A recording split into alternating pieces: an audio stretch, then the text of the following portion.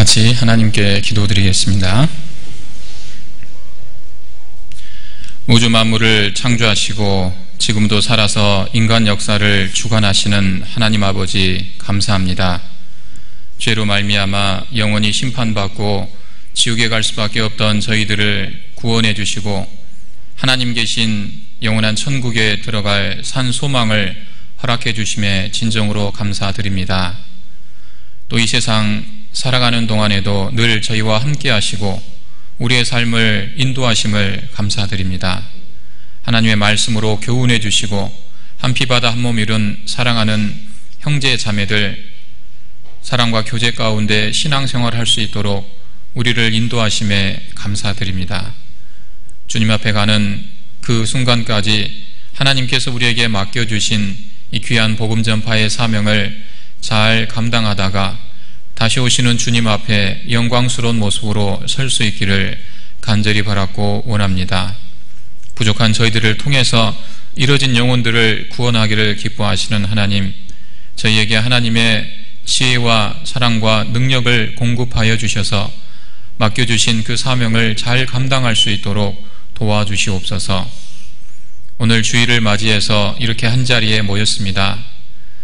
이곳에 나올 때는 어떤 형편 가운데 나왔든지 하나님이 주시는 귀한 말씀의 교훈과 또 위로와 힘을 얻을 수 있도록 도와주시고 주님이 주신 그 힘으로 우리의 남은 생에 힘있게 살아갈 수 있기를 간절히 기도드립니다.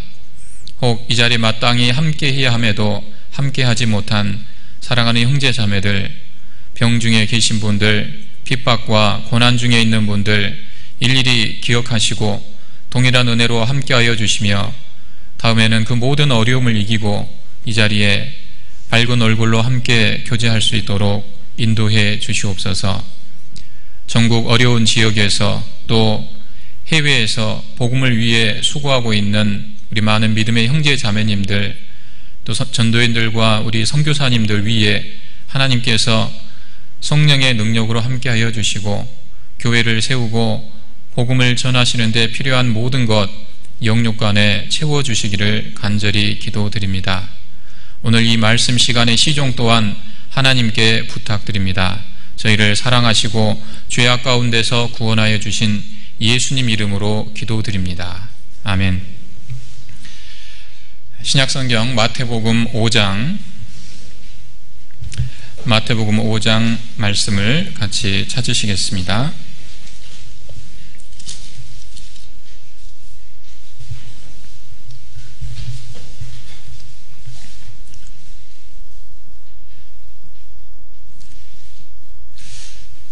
마태복음 5장 13절 말씀.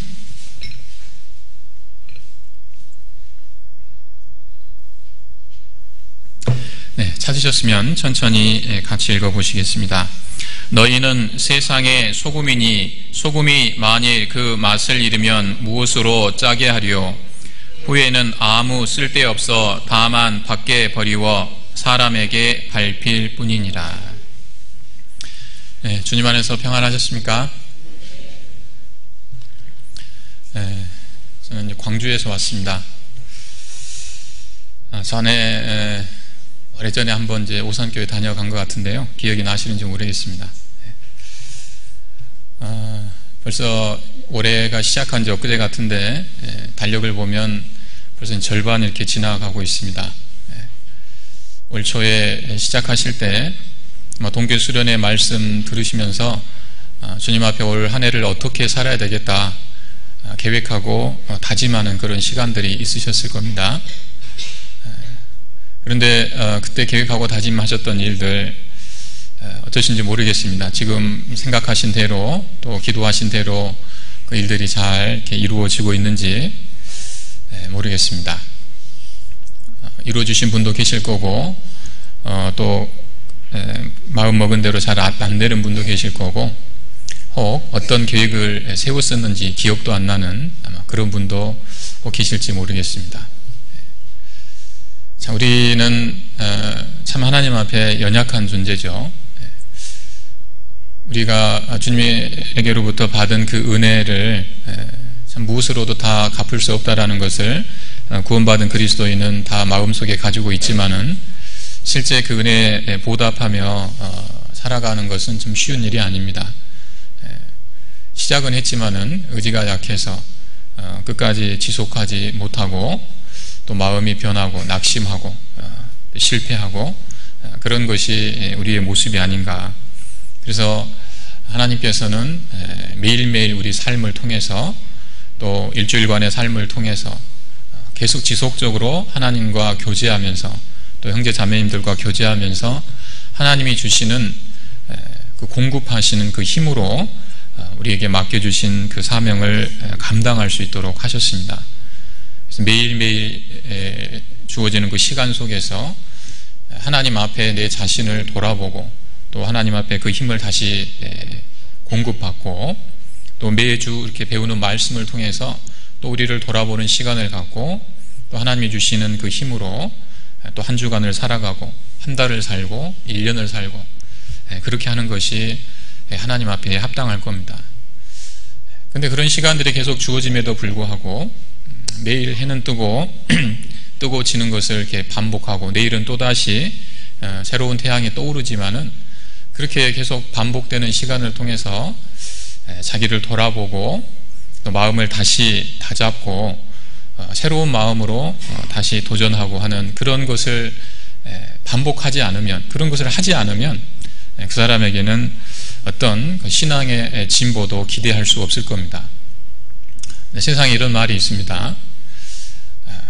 3년간 빠지지 않고 매일 일기를 쓴 사람은 무엇인가 이룰 사람이다. 매일매일 자기 자신을 돌아보고 점검하고 또 새롭게 마음을 새롭게 하는 그런 일을 반복하는 사람은 비록 현재는 크고 작은 실수가 있고 연약한 모습이 있을지라도 발전할 수 있는 사람이죠. 앞으로 무언가를 이룰 수 있는 사람입니다. 또 이런 말도 있습니다. 3년간 일기 쓴 사람은 뭘 할 사람인데요. 10년간 일기를 쓴 사람은 이미 무엇인가를 이룬 사람이다. 그 긴 시간 동안 돌아보고 새롭게 하고 도전하는 일을 반복한 사람은 뭘 이루어도 이뤘을 사람인 거죠. 신앙적으로도 굉장히 교훈이 됩니다. 우리가 오랜 동안 하나님 앞에 신앙생활 하면서 받은 은혜와 또 말씀과 또 많은 교훈들이 있는데 과연 나는 하나님 앞에 매일매일 그 삶을 통해서 나를 비춰보고 또 새롭게 하고 도전하는 그런 일을 지금까지 게을리하지 않고 지속적으로 해왔는가, 우리 스스로를 이렇게 돌아보게 됩니다. 만약 정말 그렇게 해왔다면 하나님 앞에 아주 큰 믿음의 진보를 분명히 그런 분이라면 분명히 그런 진보를 이루셨을 겁니다. 혹 그렇게 하지 못했다면 다시 한번 하나님 앞에 올 초부터요, 올해 우리가 좀 다짐하고 생각했던 그런 일부터 다시 점검해보고 새롭게 시작하는 그런 마음이 필요하겠다라는 생각을 해봅니다. 자, 오늘 마태복음 5장 13절 말씀을 같이 읽었는데요.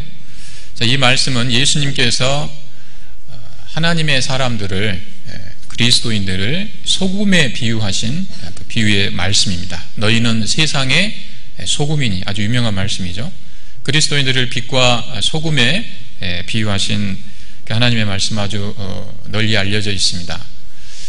자, 너희는 세상의 소금이니, 이 소금은 아주 사람이 살아가는 데 있어서 아주 꼭 필요한 것이죠. 유용한 것입니다. 소금의 어떤 유용성과 그런 장점들에 빗대서 그리스도인들을 소금에 비유한 겁니다. 소금이 없으면 살아온 굉장히 많은 불편을 겪을 겁니다. 심지어 생명의 어떤 지장을 받을 수도 있습니다. 소금은 아주 중요하고 아주 꼭 필요한 것이죠. 그런데 소금이 그 맛을 잃으면, 소금은 아주 좋고 유용한 것인데 그 맛을 잃는 경우도 있다고 말씀했습니다. 무엇으로 짜게 하려? 소금이 없다면 굉장히 불편할 겁니다.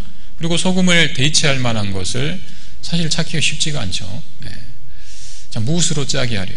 자, 짠맛을 잃어버린, 원래의 가치와 그 기능을 상실해버린 그 소금은 어디다가 쓸 데가 없는 거죠. 다만 밖에 버리워 사람들에게 밟힐 뿐이다. 자, 이 두 가지 교훈을 말씀해 주셨는데요. 그래서 오늘 너희는 세상의 소금이니 이 말씀하고 소금이 그 맛을 잃으면 이 두 가지에 대해서 함께 말씀을 묵상해 보도록 하겠습니다. 자, 먼저 너희는 세상의 소금이니. 자, 소금은요 사람에게 아주 유용한 것이라고 말씀드렸습니다. 자, 생명과도 직결된다고 말씀드렸는데 더운 여름철에 저기 배를 만드는 조선소에서 일하시는 분들 보면요 더우니까 이제 물을 아주 들이키면서 그 뜨거운 철판 앞에서 용접을 하고 철판을 나르고 하는 그런 그 아주 힘든 일을 합니다. 덥기 때문에 물을 계속 마십니다. 그런데 가만 보면요 물만 드시는 게 아니란 걸 알 수 있습니다.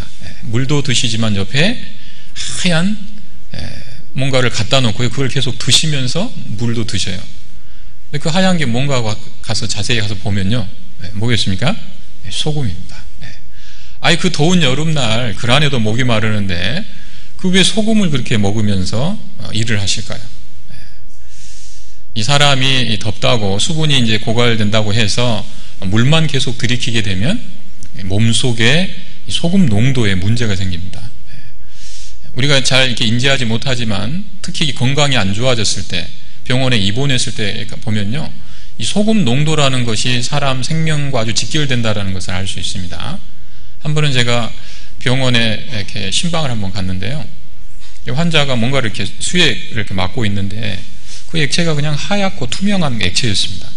진짜 호기심에 이게 뭔가 하고 한번 그 성분을 이렇게 자세히 본 적이 있거든요. 근데 봤더니 뭐라고 써 있냐면 염화 나트륨 이렇게 있는 거예요. 염화 나트륨이 뭐겠습니까? 소금이잖아요. 그래서 제가 여쭤봤더니 이게 뭐냐고 그랬더니요. 쉽게 말하면 소금물이라는 거예요. 아니 왜 환자한테 소금물을 이렇게 주사기로 집어넣는 겁니까? 여쭤봤더니 이 사람은 몸이 아프면 몸속에 이 소금 농도에 문제가 생기면은 아주 이제 문제가 아주 치명적으로 문제가 생길 수가 있다. 그래서 소금물을 이렇게 집어넣는 거라고. 제가 그때 그런 것을 한번 들은 적이 있는데요. 소금이 그때 아주 소금이 굉장히 중요한 것이구나. 그때 좀 처음 이렇게 알게 되는 계기가 됐었습니다. 이 소금은 사람의 생명과 아주 직결되는 겁니다. 소금은 굉장히 중요한 것이죠. 자, 지금은 소금이라고 하는 것이 아주 흔합니다. 시장에 뭐 돈 10,000원 주면 많은 양의 소금을 사올 수 있습니다. 그런데 고대에는요, 예수님이 이 말씀을 하셨던 그 로마 시대에는 소금이 지금같이 흔하지가 않았습니다. 그래서 이 소금을 얻기 위해서 많은 사람들이 아주 애를 쓰고 또 심지어 어떤 전쟁이 벌어지기도 하고요. 나라와 나라 사이에 어떤 그 무역을 하는 데 있어서도 소금은 아주 중요한 품목이었습니다. 또 심지어 이 소금은 아주 돈과 똑같은 역할을 했어요. 로마 시대 군인들의 월급을 소금으로 지불한 거 아십니까? 우리가 월급이란 말을 할 때 영어로 셀러리란 단어를 씁니다. 월급, 봉급. 그래서 셀러리맨 그러잖아요. 월급쟁이. 이 셀러리란 말이 어디서 나왔나 그 어원을 찾아봤더니 셀라리움이라는 단어에서 나왔다고 이야기합니다. 셀라리움은 로마에서 쓰던 월급이라는 말인데 이 셀라리움은 어디서 나왔냐? 솔트, 소금에서 나온 거예요. 소금을 로마 시대 때 군인들의 월급으로 지급을 했기 때문에 거기서부터 월급이란 말이 영어 단어 월급이란 말이 생겨났다라는 거죠. 실제 소금은 옛날에 화폐와 똑같은 역할을 했던 겁니다. 귀한 것이었기 때문에. 그래서 우리 시대에 너희는 소금이다 이렇게 이야기하면 뭐 귀하다 뭐 이런 느낌이 별로 안 드시죠. 그런데 옛날 사람들한테 너희는 소금이다 그러면 그 당시에 아주 귀하게 여김을 받았고 실제 효용 가치가 굉장히 큰 것이었기 때문에 지금 우리가 받는 느낌하고는 굉장히 다른 것이죠. 요즘은 너희는 무슨 다이아몬드다, 무슨 루비, 사파이어다 이 정도 해야 뭔가 귀하다는 느낌이 드는데 옛날에는 이 소금이라고 하는 것이 지금과는 다른 아주 귀한 가치를 그렇게 대접을 받았다라는 겁니다. 자, 그래서 예수님이 너희는 세상의 소금이니라고 말씀하셨을 때는 귀하다는 의미도 우리가 생각해 볼 수 있는 겁니다. 자, 그리스도인들은 하나님 앞에서 존귀한 존재다라는 거죠. 자, 우리 각자가 우리 스스로를 어떻게 생각할지 몰라도 하나님은 우리 각자 구원받은 사람들을 굉장히 귀한 존재로 여기십니다. 구약 시대에도 이 세상에 많은 사람들이 있었지만 하나님은 특별히 하나님의 사람들을 훨씬 더 귀하게 여기시는, 많은 사람들이 있지만 비록 소수라도 구별된 하나님의 사람들을 아주 귀하게 여기시는 그런 말씀들이 성경 곳곳에 기록되어 있습니다. 예를 들면 소돔 고모라 성이 멸망당할 때, 소돔 고모라 성은 옛날 도시로서는 굉장히 큰 도시였습니다. 많은 사람들이 살고 있었고, 자, 그 아주 번성했던 도시였는데 그 도시가 타락을 했죠. 아주 도덕적으로 타락하고 심지어 동성연애까지 만연했던 그런 도시를 하나님이 불과 유황으로 심판하기로 작정하셨습니다. 자, 이 계획을 하나님께서 아브라함에게 말씀해 주셨죠. 아브라함이 그것을 알았습니다. 그래서 아브라함이 하나님께 간절히 중보기도하는 내용이 창세기 18장부터 기록이 되어 있습니다. 자, 아브라함이 하나님께 기도합니다. 하나님, 이 죄 많은 도시를 하나님이 불과 유황으로 심판하는 것은 공의로우신 하나님으로서 당연한 것이지만은 이 안에는 죄 많은 죄인들 뿐만 아니라 의인들도 있지 않습니까? 그 의인들이 이 죄인들과 함께 멸망당하는 것은 너무 불합리한 것 아니겠습니까? 하나님, 만약에 그 안에 의인 50명이 있다면 어떻게 하시겠습니까?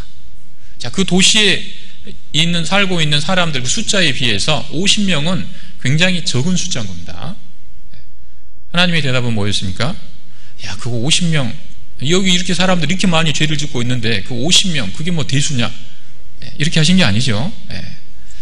내가 50인을 인하여 이 소돔 고모라 성을 멸망시키지 않겠다는 겁니다.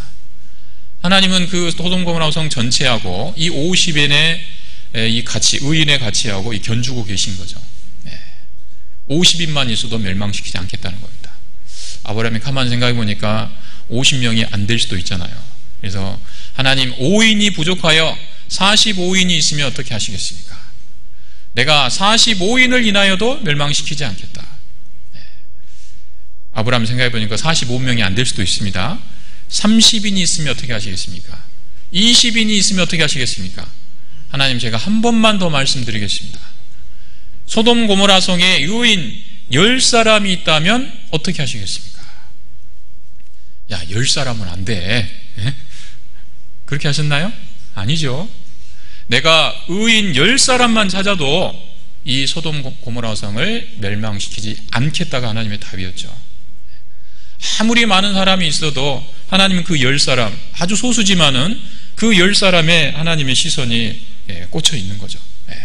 하나님의 마음이 거기에 있는 겁니다. 그 10사람만 있었다고 해도. 그런데 이 소돔 고모라 성에 의인 10사람이 없었습니다. 그만큼 타락한 도시. 나중에는요, 이스라엘이 멸망당할 때 보면 10사람이 아니고 예루살렘 시내의 의인 몇 사람이라고 하셨죠? 한 사람. 내가 한 사람만 찾으면 이 성을 사하리라. 이 성을 멸망시키지 않겠다. 하나님이 그렇게 말씀하셨지만은 그 당시에도 의인 한 사람이 없었습니다. 예루살렘이 멸망당할 때. 만약에 예루살렘 성에 의인 한 사람이 있었다면 하나님은 심판의 손길을 거두셨을 겁니다. 그만큼 귀한 존재라는 거죠. 하나님이 구원받은 사람들을 얼마나, 이 한 사람 한 사람을 얼마나 귀하게 여기시는지 그런 이야기들을 통해서 우리가 생각해 볼 수 있는 겁니다. 지금도 마찬가지입니다. 하나님은 구원받은 한 사람을 얼마나 귀하게 여기시는지 몰라요. 이 지구상의 인구가 지금 70억이 살고 있습니다. 이 70억 인구 중에 하나님의 관심은 구원받은 사람들 속에 있습니다. 이 세상 인구가 70억이 아니고 나 혼자만 살고 있다라고 할지라도, 이 세상에요, 그런다라고 할지라도 나 한 사람을 위해서, 나를 구원하기 위해서 예수님이 이 땅에 오실 것인가? 오십니까? 안 오십니까? 오신다잖아요. 제가 이거를요, 하계 수양회 때 그 처음 오신 그 할머니가 계셔가지고 상담을 하면서, 복음 상담을 하면서 하나님이 우리를 얼마나 사랑하시는지를 한번 좀 설명을 드리고 싶었어요. 근데 그 이야기가 이제 생각이 나서 그걸 한번 쭉 설명을 드린 겁니다. 할머니, 하나님이 얼마나 할머니를 사랑하시냐면 이 세상에 한 사람도 없고 할머니 혼자만 계셔도 할머니 죄 때문에 예수님이 십자가에서 죽으신다고, 그렇게 하나님 말씀하셨다고. 천하보다 귀한 영혼이라고, 할머니 한 사람을 위해서 죽으신다고 말씀하셨다고 그렇게 설명을 드렸거든요. 이 할머니가요, 나 한 사람 보고는 안 오지. 이해가 안 되시는 거예요. 왜 나를 위해서 죽냐는 거죠. 이 세상을 만드신 그 엄청난 하나님이 왜 나 같은 이런 비천한 사람을 위해서 죽으시냐, 이해가 안 되는 거죠. 근데 그게 사실입니까 아닙니까? 사실이잖아요. 나 한 사람만 있다라고 해도요, 예수님 분명히 십자가에 못 박혀 죽으십니다. 세상에서는 나를 뭐라고 하건, 내가 가진 것이 없고 배운 것이 없고 특별히 똑똑하고 잘난 것도 없지만은, 그러나 하나님은 우리 안에 있는 하나님의 형상대로 지으심을 받은 이 영혼, 그 영혼의 존재만으로 우리를 기뻐하시고 사랑하시는 거예요. 부모는 자식이 어떠하기 때문에 사랑하는 게 아닙니다. 그냥 내 피를 물려받아 내 피가 흐르고 있는 내 배로 난 자식이기 때문에 무조건 사랑하잖아요. 하나님도 우리가 어떠하기 때문에 사랑하시는 게 아니라 무조건적으로 우리를 사랑하시죠. 우리 안에 영혼이 있기 때문에. 비록 우리에게 크고 작은 문제가 있습니다.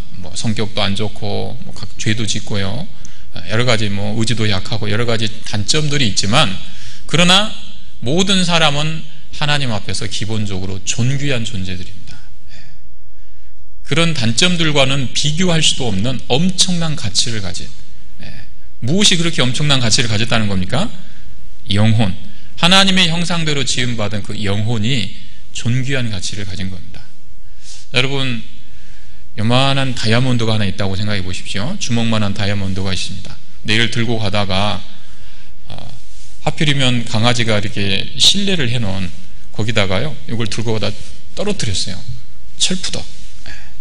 그 큰 다이아몬드가요, 그 오물에 떨어졌습니다. 자, 여러분 어떻게 하십니까? 재수없게 떨어졌네.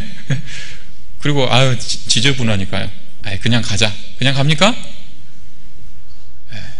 어떻게 하세요? 주워야죠. 왜요? 다이아몬드잖아요. 그죠? 아무리 지저분한 것이 묻었어도요, 그 지저분한 거하고 다이아몬드의 가치는 비교할 수가 없는 겁니다. 그걸 그냥 놓고 갈 사람은 아무도 없을 거예요. 100이면 100 다 좋습니다. 그럼 어떻게 하면 됩니까? 씻으면 돼요. 씻으면 가서. 그 어물 때문에 다이아몬드를 버리는 어리석은 사람은 없죠. 주워서 씻으면 됩니다. 그렇죠? 하나님도 우리를 그렇게 보시는 거예요. 물론 하나님 보시기에 합당치 못한 점들이 있습니다. 그러나 하나님의 관심은요, 하나님은 그 오물에 있잖아요. 하나님의 관심은 그 안에 있는 진정한 보석과도 같은 우리 영혼의 가치, 하나님 그걸 알고 계시죠. 그래서 우리를 사랑하시고 우리를 구원하시고 또 말씀과 교제를 통해서 우리를 변화시켜 가시는 겁니다. 우리는 존귀한 존재입니다. 이사야 49장 5절 말씀 다 암송하시죠? 나는 여호와 보시기에 뭐한 자라? 존귀한 자라. 나의 하나님이 나의 힘이 되셨도다. 정말 우리가 얼마나 하나님 앞에 존귀한 존재인지를 알게 되면, 또 하나님이 얼마나 우리를 사랑하시는지를 알게 되면 힘이 납니다. 우리의 가치를 모를 때 내 연약한 모습을 보고 초라한 모습을 보고 실망하고 낭망하고 그러는 것이지, 내가 얼마나 존귀한 존재고 또 내 뒤에 나를 그렇게 사랑하시는, 또 귀하게 여기시는 하나님 계시다는 것을 우리가 생각하면요, 힘이 나죠.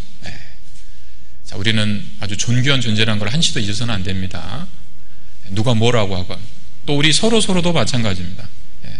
김영재, 이자매, 내가 보기에는 좀 별 볼 일 없는 것처럼 보여도요, 그리고 항상 그 모양이고 마음에 안 드는 점이 있고 그렇게 하지만, 그러나 그것은 뭐라고요?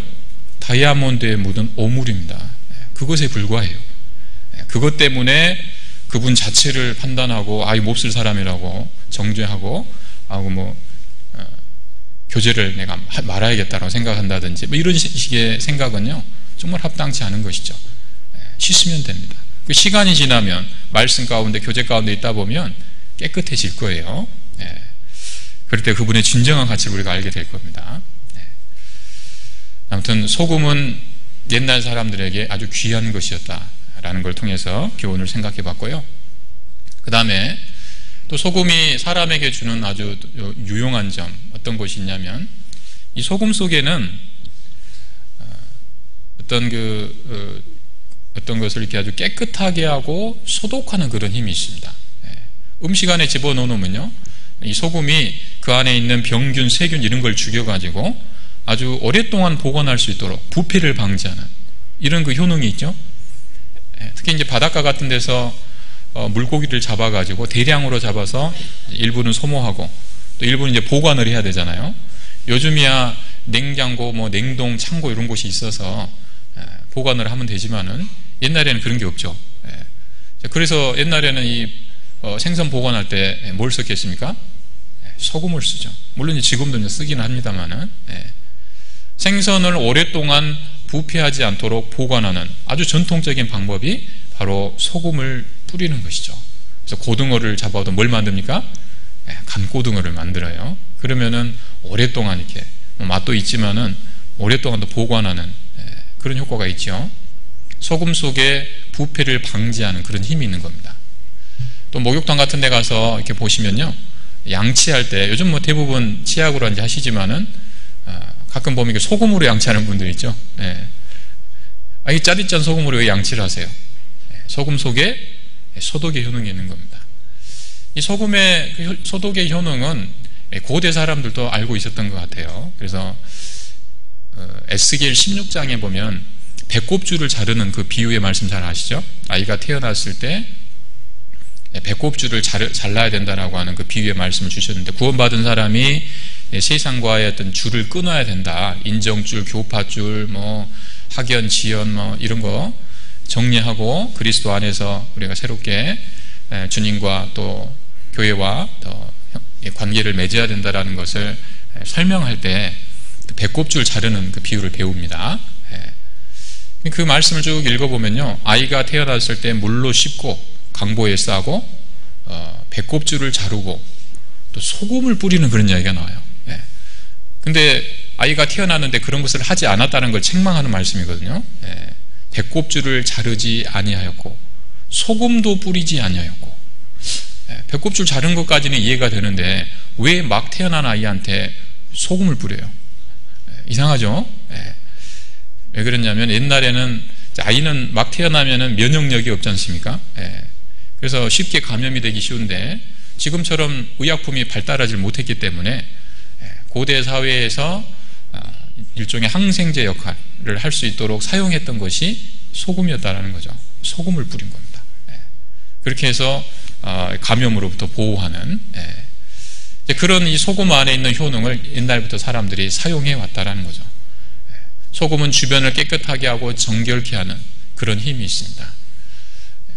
선지자들도 이 소금을 가지고 뭔가를 아주 좋게 바꾸고 정결하게 하는 그런데 이 소금을 사용한 그런 그 말씀들이 기록이 되어 있습니다. 엘리사 선지자가 엘리야를 이어서 선지자가 된 이후에 얼마 되지 않아서 행했던 기적 중에 어떤 것이 있냐면요 여리고성에 좋지 않은 물을 좋은 물로 바꾸는 그런 이적을 행했습니다. 여리고성의 물이 좋지 않아 가지고 사람들이 엘리사 선지자를 찾아왔어요. 이 물이 안 좋아 가지고 농사가 잘 안 되는 겁니다. 아무리 농사를 해도 물이 안 좋으니까 소출이 별로 없어요. 그리고 나무 어떤 실과도 다 익기도 전에 막 떨어져 버립니다. 물이 안 좋으니까요. 그래서 너무 이제 괴로워서 이 문제를 가지고 엘리사를 찾아온 겁니다. 그때 엘리사 선지자가 내린 처방이 소금을 가져다가 물에다가 던져라. 이런 처방을 내려요. 그래서 이 사람들은 엘리사의 말씀대로 소금을 들고 가서 여리고의 그 좋지 않은 물에 던졌습니다. 근데 놀라운 기적이 일어났죠. 그 물이 아주 좋은 물로 바뀌게 돼요. 그리고 그 다음부터는 농사가 너무 잘 되는 겁니다. 많은 소출을 거두고 열매도 아주 튼실하게 열리는 그런 기적이 일어났습니다.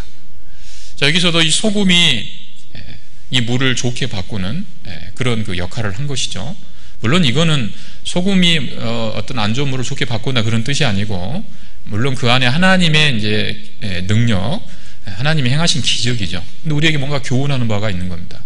하필이면 소금을 가지고 이제 하신 것이 교훈이 된다라는 것이죠. 주변을 정결하게 하는, 뭔가 좋은 것으로 바꾸는 그런 것을 우리에게 교훈해 주시는 겁니다. 자, 이 모든 이 세상에 있는 그리스도인들은 이 소금과 같은 존재입니다. 구원을 받으면 그 구원이 자기에게만 머물러 있는 것이 아니죠. 그 주변을 깨끗하게 하고 정결하게 합니다. 이 말씀을 전해서 한 사람 한 사람 구원받아 가지고 그 삶이 거룩하게 되고 정결케 되는 그런 일이 있죠. 이 구원은 그 사람에게만 절대 머물러 있지 않습니다. 한 집에서 어떤 사람이 구원을 받으면 그 구원이 그 사람에게만 머물러 있을 수 없습니다. 가족에게 전해집니다. 한 직장에서 어떤 사람이 구원을 받으면 그 구원이 절대 그 사람에게만 머물러 있지 않습니다. 그 직장 사람들에게 전해집니다. 한 마을에서, 또 한 도시에서, 한 나라에서 결코 그곳에 머물러 있지 않죠. 온 유대와 예루살렘과 사마리아와 땅끝까지, 정말 우리 교회 안에서 지금 이루어지고 있는 일들처럼 구원은 절대 한 곳에 머물러 있지 않습니다. 그 사람만 거룩하고 그 사람만 천국 가는 것으로 끝나는 것이 아니라 주변 사람들을 정결케 해서 하나님의 말씀으로 구원받게 해서 하나님의 나라가 확장되는 그런 일이 있는 겁니다. 그래서 사도행전 16장 31절에 보면은 다 아시는 말씀이죠. 주 예수를 믿으라, 그리하면 너와 내 집이 구원을 받으리라. 한 사람이 구원을 받으면 그 구원이 절대 그 사람에게만 머물러 있지 않다라는 거죠. 너와 내 집입니다. 그 과정 가운데 물론 여러 가지 크고 작은 어려움과 고난이 있지만은 반드시 그 사람을 통해서 주변의 사람들이 구원받는 그런 일들이 일어나는 겁니다. 시간이 가면 혹 30배, 혹 60배, 혹 100배의 결실을 맺는 것이 구원받은 그리스도인으로서 그 사람을 통해서 나타나는 삶이라고 할 수 있겠죠. 저는 이 30배, 60배, 100배라는 말씀을 처음 이렇게 들을 때요, 이게 이제 한 사람 구원받으면 30명 구원받고 60명 구원받고, 실제 사실 전도에 관한 말씀이잖아요. 아무리 열심히 살아도 어떻게 사람이 30명을 전도하냐. 우리가 1년에 한 사람 전도하기도 쉽지가 않잖아요. 어떻게 30명을 전도하냐, 어떻게 100명을 전도하냐, 이런 생각이 이제 좀 들었습니다. 이게 조금 과장이 아닌가.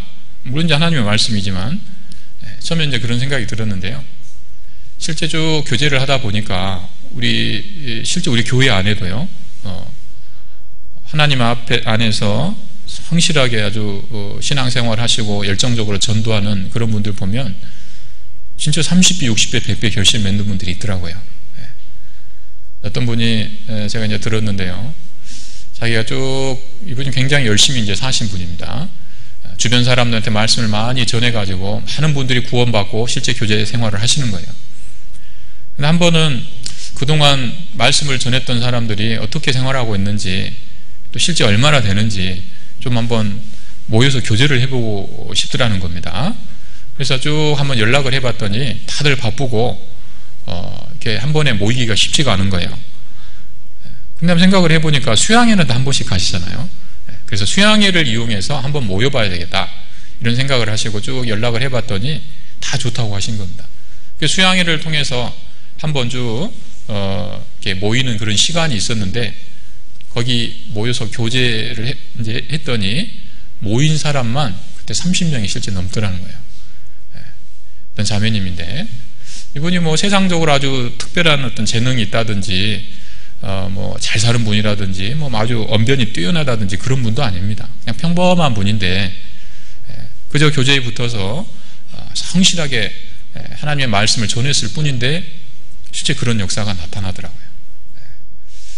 또 어떤 제가 아는 분은 이제 병원에서 일하시는 의사 선생님인데, 하여튼 만나는 분마다 이렇게 전도를 해가지고 병원에 있는 환자들이 굉장히 많이 구원을 받아서, 하도 옛날에 그 이제 비디오 테이프 가지고 이제 전도를 했지 않습니까? 그 테이프가 그냥 늘어질 정도로 이 전도를 이렇게 하셔가지고요, 많은 분들이 구원을 받고, 또 그 병원을 통해서 구원받은 사람끼리 교제도 하고요.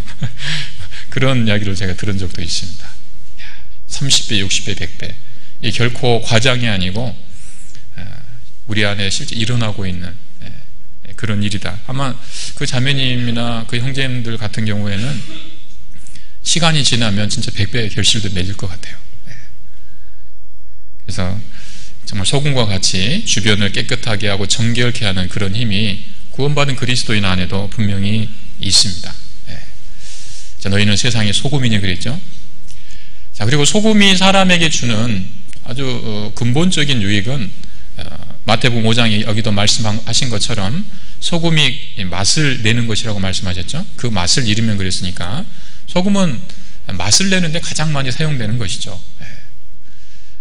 아무리 좋은 재료가 있고 솜씨를 부려서 음식을 만들었다라고 할지라도 소금이 없어서 간을 못 맞춘다면 음식을 먹는 기쁨과 즐거움이 사라져 버릴 겁니다. 그러니까 맛을 낸다라는 것은 물론 생명과 직결되는 것은 아니죠. 그런데 이 맛은 음식을 먹는 기쁨과 즐거움을 주는 겁니다. 사람이 음식을 먹는 데에는 그 재료에서 나오는 그 영양분을 가지고 힘을 얻고 또 몸에 필요한 많은 영양소를 섭취하는 것도 목적이 있지만은 근데 음식을 먹는 기쁨과 즐거움을 누리는 것도 있잖아요. 형제님, 이번 토요일 날 같이 밥 먹읍시다. 그 말이 우리가 밥 안 먹으면 죽으니까 같이 밥 먹으면서 영양분을 공급받읍시다. 그 말이 아니잖아요. 밥을 먹으면서 먹는 즐거움, 그 좋은 분위기에서 함께 교제하고 마음을 나누는 그런 것이 이제 음식을 먹는 또 아주 중요한 목적이죠. 그런데 음식을 먹는데 맛이 없어요. 막 이게 간이 안 맞아요. 좋은 재료를 썼는데 그러면은 기쁨과 즐거움이 사라지는 것이죠. 그래서 욥기 6장 6절에 보면 재미있는 표현이 있는데요. 닭의 알의 흰자위가 찾아보시죠. 욥기 6장 6절 보시죠. 짝이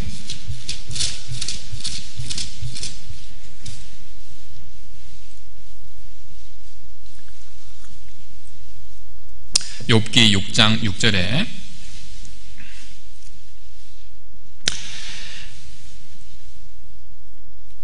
이런 말씀이 있습니다. 싱거운 것이 소금 없이 먹히겠느냐? 닭의 알에 흰자위가 맛이 있겠느냐? 그랬죠? 자, 싱거운 것이 소금 없이 먹히겠느냐? 닭의 알에 흰자위가 맛있겠느냐? 계란 흰자위. 자, 처음에 먹을 때는 그냥 이렇게 식감이 좋으니까 좀 먹을 수 있습니다. 그런데 한 개, 두 개, 소금 없이 맨 그 흰자위만 계속 먹을 수 있습니까? 못 먹는 거죠. 목이 막혀서도요. 못 먹는 겁니다. 아무리 좋은 음식이 있어도 소금이 없다면, 맛이 없다면 얼마 먹지 않고 숟가락 놓을 수밖에 없을 거예요. 자, 소금은 먹는 기쁨과 즐거움을 주는 겁니다. 자, 그리스도인은 이 세상을 살아가는 사람들에게 무엇이 세상을 살아가는 참 기쁨이고 즐거움인지를 본인 스스로도 그것을 깨달은 사람이고 그것을 전해줄 수 있는 사람입니다. 이 사람들이 이 세상을 살아가는 목적은 단순히 목숨을 부지하기 위해서 살아가는 게 아닙니다. 그냥 먹고 자고 있고 생명을 연장하기 위해서 유지하기 위해서만 살아가는 게 아니죠. 그런 목적이라면 다양한 이런 활동들이 필요가 없을 거예요. 그냥 농사 지어서 자기 먹고 살 만큼의 식량을 얻고 그냥 몸을 누이고 잠잘 공간만 있고 걸칠 옷만 있다면 생존을 위해서라면 우리가 이렇게 살 필요가 없을 겁니다. 사람들은 그것 외에 어떤 욕구가 있죠. 기본적인 생존 외에 뭔가 이 세상을 기쁘고 행복하게 살기 위한 그런 마음의 요구가 있는 겁니다. 그래서 열심히 공부도 하고 열심히 일도 해서 돈도 많이 벌고요. 뭔가 어떤 위치에 사회적인 위치에 오르기 위해서 열심히 노력도 하고 그렇게 사는 거죠. 결과적으로 자기들이 원하는 다양한 것들이 있는데 왜 그런 것을 원하는지, 왜 그런 것을 얻기 위해서 열심히 그렇게 살아가는지를 물어보면 최종적인 해답은 행복해지기 위해서입니다. 선생님은 왜 그렇게 열심히 일하십니까? 제가 열심히 일해가지고 돈 많이 벌려고요. 돈 많이 벌어서 뭐 하시게요? 결국은 제가 우리 가족들하고 행복하게 살려고 합니다. 그게 답이죠. 그게 없다면 그렇게 열심히 일할 필요가 없는 것이죠. 학생들이 열심히 학교 가서 공부합니다. 학생은 왜 이렇게 열심히 공부해? 제가 원하는 학교에 들어가려고요. 그 학교 가서 뭐하게? 제가 원하는 직장을 잡으려고요. 제가 원하는 일을 하려고요. 그거에서 뭐하게? 그렇게 하면 제가 정말 행복해질 것 같아서요. 그게 답이죠. 사람이 뭔가를 열심히 추구하는 그 목적은 결과적으로 행복해지기 위해서입니다. 사람들은 행복해지고 싶어 합니다. 그런데 많은 사람들 그렇게 행복을 위해서 열심히 살아가는데요.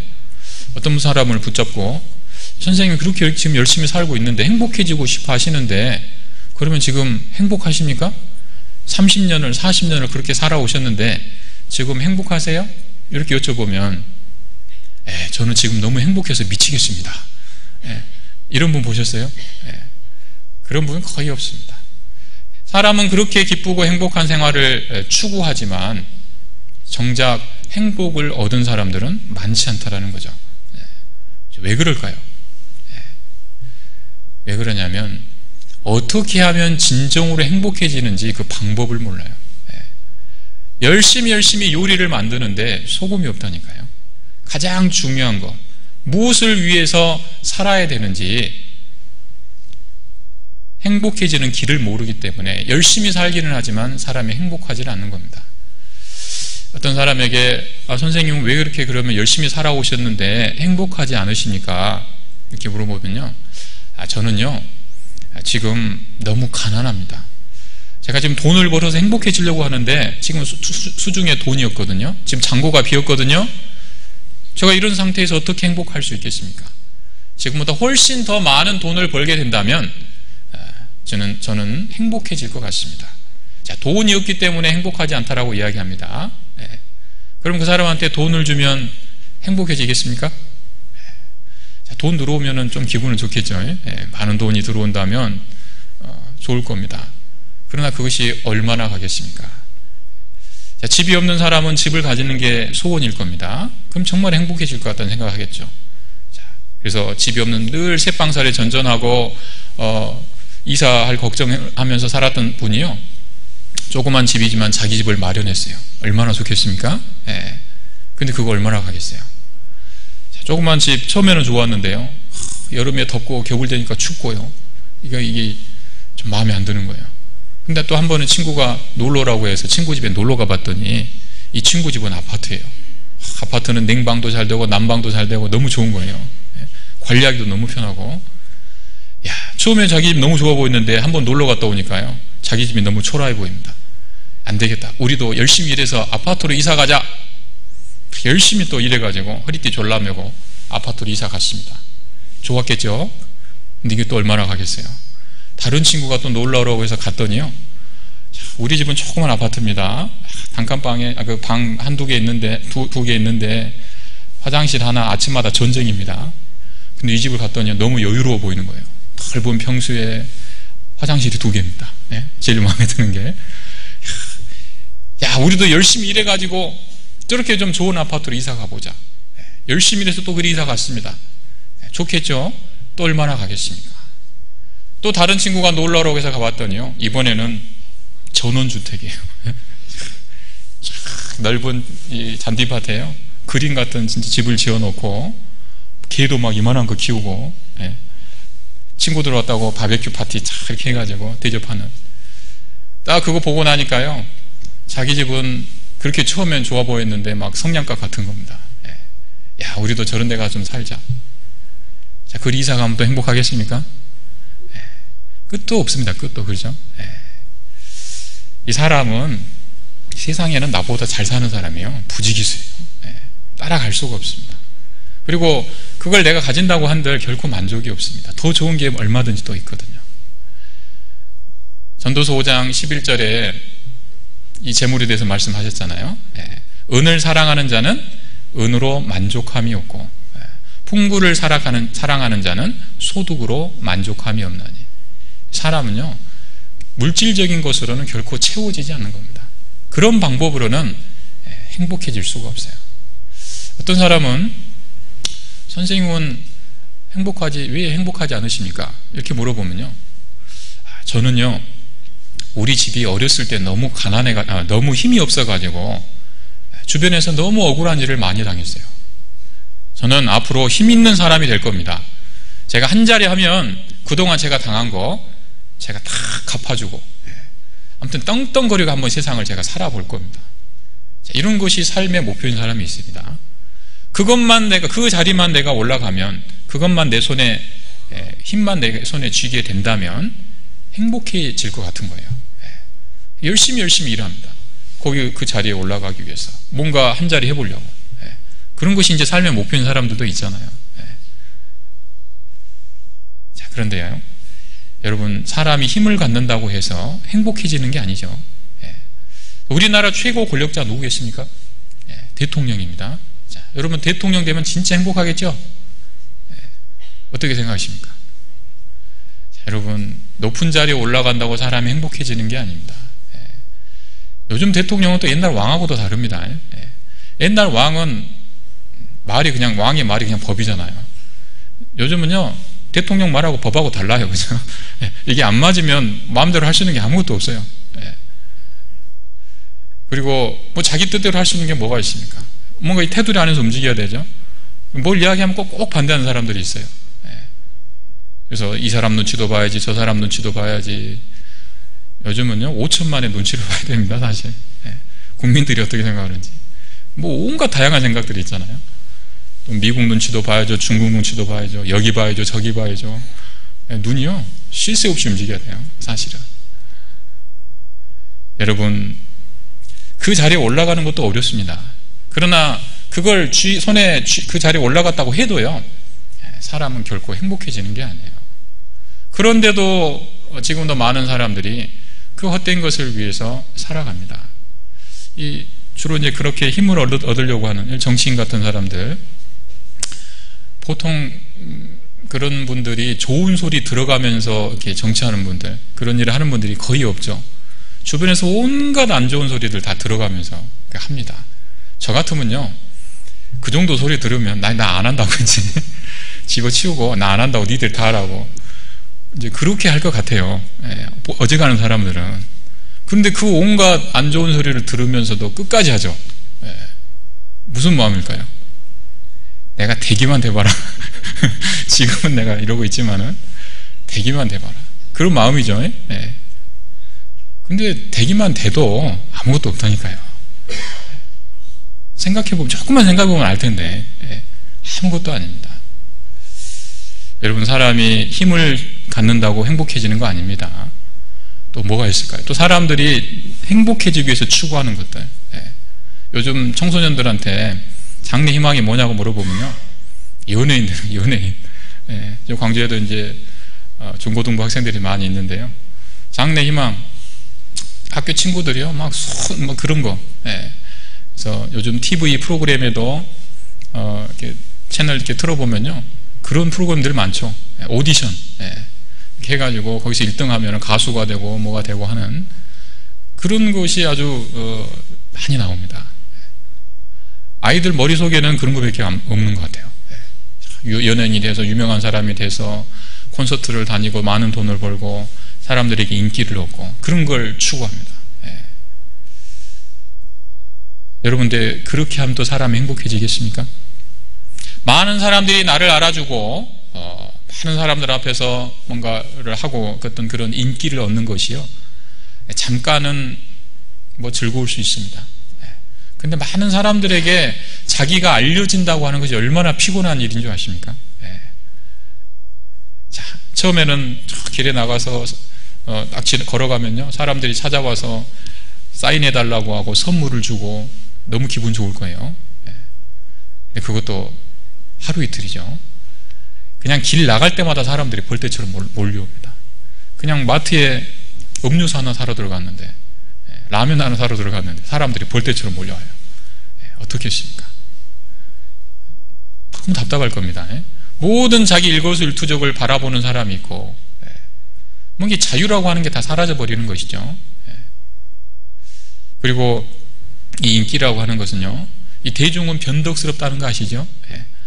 오늘까지는, 어제까지는 그렇게 나 없으면 죽을 것 같이 했던 사람들이요, 하루아침에 싸늘히 이제 돌아서는 게, 그게 인기입니다.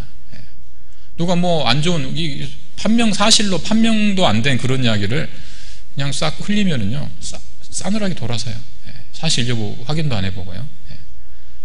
이미지에 타격을 받는 게 순식간이잖아요. 그래서 연예인들이 항상 이 자기에 대해서 뭔가 안 좋은 이야기 올라오는 거 없나, 스마트폰 보고 인터넷 확인하고, 이 불안한 거죠. 이 연예인들이 이게 정신적으로 건강하지 못한 사람들이 많잖아요. 불안한 거예요. 여러분, 인기라는 것이요, 결코 사람을 행복하게 하는 것이 아닙니다. 또 이외에도 많은 것들이 있는데, 돈, 명예, 권력, 인기 이런 것들이 대부분 사람들이 추구하는, 뭔가 이것만 얻으면 세상에서 내가 행복해질 것 같다고 그렇게 생각하고 추구하는 것들이 어떤 대표적인 것들이라고 할 수 있겠습니다. 근데 여러분, 그런 것으로는 사람은 결코 행복해지는 게 아닙니다. 그리스도인들도 잘못 생각하면 안 됩니다. 내가 지금 행복하지 않은 것은, 내가 지금 힘든 것은 돈이 없기 때문이다. 뭔가 어디에 못 들어가서 그런다. 내가 어떤 자리를 못 잡아서 그런다고. 그런 것이 합당치가 않은 거예요. 그것 때문에 내가 불행한 게 아닙니다. 사람이 행복하지 못한 이유는 따로 있습니다. 자, 그 모든 것을, 어떤 사람은 그래요. 그건 지가 돈을 안 가져봐서 그러고, 높은 자리에 안 가봐서 그러고, 인기가 없어봐서 그러지. 그게 있으면 왜 안 행복하냐고. 행복하지. 그렇지 않습니다. 그게 아니라 다 가져도 사람이 행복하지 않다라는 것을 하나님이 보여주시기 위해서 시범적으로 이걸 다 줘본 사람이 있잖아요. 그게 누굽니까? 솔로몬이에요. 솔로몬. 이 세상에 어떤 사람보다도 부귀영화를 누렸습니다. 솔로몬은 머리도 좋았습니다. 인기도 많았어요. 권력도 있었죠. 왕이니까. 사람들이 추구하는 것은 다 있었습니다. 부인도 아무튼 원하는 대로 다 취했습니다. 사람들이 추구하는 건 다 가져본 사람이에요. 그러면 진짜 행복해야 되잖아요. 근데 그걸 다 누려보고 나서 솔로몬이 내린 결론이 뭡니까? 그게 전도서 1장 2절이잖아요. 다 아시죠? 전도자가 하루되 헛되고 헛되며 헛되고 헛되니 모든 것이 헛되도다. 이 말씀은 한 번 들으면 그냥 다 암송이 되어버리죠. 너무 공감도 되고 좀 충격적이기도 하고요. 헛되고 헛되며 헛되고, 이 5번이나요. 헛되다고. 우리 같은 평범한 서민이 아무것도 안 누려보고 헛되다 그러면은, 이게 좀 뭔가, 이게 안 맞을 수 있는데, 다 누려보고, 내가 다 해봤더니 아무것도 아니더라. 힘이 있잖아요. 경험을 해본 겁니다. 사람이 행복해지기 위해서 추구하는 것들 내가 다 해봤는데 아무것도 아니더라. 결론을 내린 겁니다. 그럼 어떻게 하면 사람이 진짜 행복해지냐? 그 답도 솔로몬이 이야기했죠. 전도서 2장 한번 찾아보시죠. 전도서 2장 24절.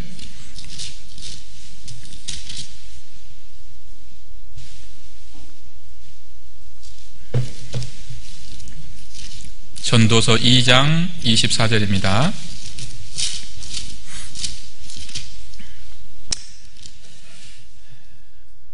자, 같이 한번 읽어보시죠. 사람이 먹고 마시며 수고하는 가운데서 심령으로 낙을 누리게 하는 것보다 나은 것이 없나니 내가 이것도 본즉 하나님의 손에서 나는 것이로다. 자, 사람이 먹고 마시며 수고하는 가운데서, 자, 우리 인생사를 이야기하죠. 심령으로 낙을 누리게 하는 것보다 나은 것이 없다. 자, 이게 답이라는 거예요. 심령의 낙, 이게 최고다라는 겁니다. 심령의 낙이 뭐예요? 영혼의 만족을 이야기합니다. 자, 돈, 명예, 권력. 솔로몬이 헛되다라고 하는 것은요, 이 사람들이 행복해지기 위해서 추구하는 것들, 그건 다 뭡니까? 육신을 위한 거예요. 육신. 겉으로 보이는 껍데기, 육신을 기쁘고 즐겁게 하는 그런 것들입니다. 그런 것으로는 사람이 절대 행복해지지 못한다는 겁니다. 사람은 겉으로 보이는 육신이 다가 아닙니다. 뭐가 있어요? 영혼이 있잖아요. 사람 속에 더 중요한 본질적인 영혼이 있는데 그 영혼의 존재를 간과하고 그 영혼의 요구를 무시하고 육신만을 위해서, 이게 다인 줄 알고 역을 따듬고 잘 먹이고 잘 입히고 그것이 행복인 줄 알고 그렇게 살아가는, 그게 헛되다라는 거예요. 그렇게 해서는 사람이 절대 행복해지지 않습니다. 시간이 갈수록 그런 삶은 회의가 들고 허무해질 수밖에 없어요. 이 사람이 나이가 들면 점점 이 영적인 요구가 강해집니다. 이 사람 속에 영혼이 있다는 확실한 증거예요. 결코 많은 돈이 있어도 권력이 있어도 행복하지가 않습니다. 이 속에 영혼이 있고 영혼의 요구가 있기 때문에 육신의 요구가 다 채워져도 영혼의 요구가 안 채워지면 사람은 행복해지지가 않는 거예요. 영혼의 요구는 따로 있습니다. 영혼은 돈 같은 걸로 행복해지는 게 아니에요. 돈 아무리 줘도 영혼은 조금도 행복해지지 않습니다. 권력을 준다고 영혼이 행복해지는 게 아닙니다. 명예, 인기 아무 쓸데없는 거죠.